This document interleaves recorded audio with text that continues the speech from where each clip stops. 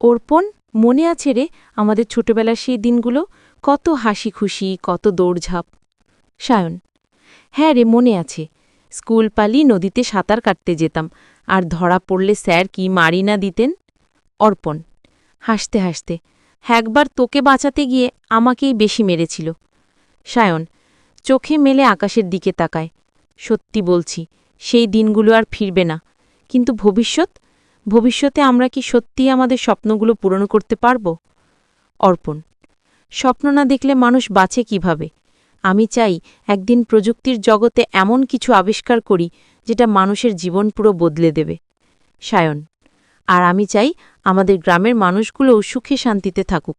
এখানে স্কুল, হাসপাতাল, কাজের সুযোগ সব হোক।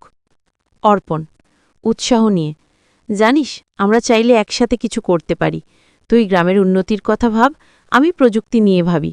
মিলে গেলে হয়তো একটা বড় পরিবর্তন সম্ভব। সায়ন: কিন্তু আমরা যদি সফল হই, তোর মনে হয় না লোকে আমাদের নিয়ে নানা কথা বলবে?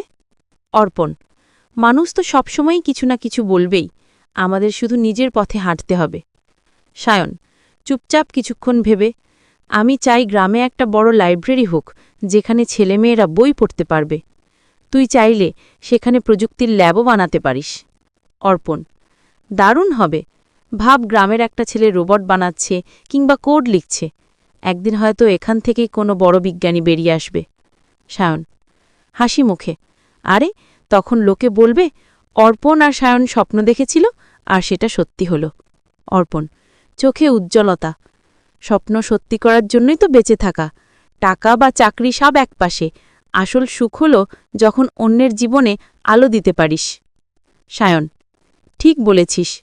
তুই তো সবসময় বড় বড় স্বপ্ন দেখতে, আমি একটু বাস্তববাদী।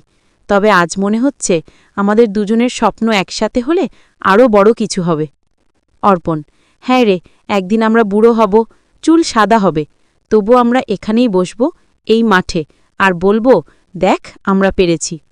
সায়ন চোখে জল এসে যায়, ইচ্ছে করে সেই দিনটা যেন তাড়াতাড়ি আসে। অর্পণ: আসবেই, শুধু লেগে থাকতে হবে, হাল ছাড়া চলবে না। সায়ন হেসে: চল প্রতিজ্ঞা করি, ভবিষ্যতে যত কষ্টই আসুক আমরা একে অপরের পাশে থাকব। অর্পণ: প্রতিজ্ঞা রইল বন্ধু।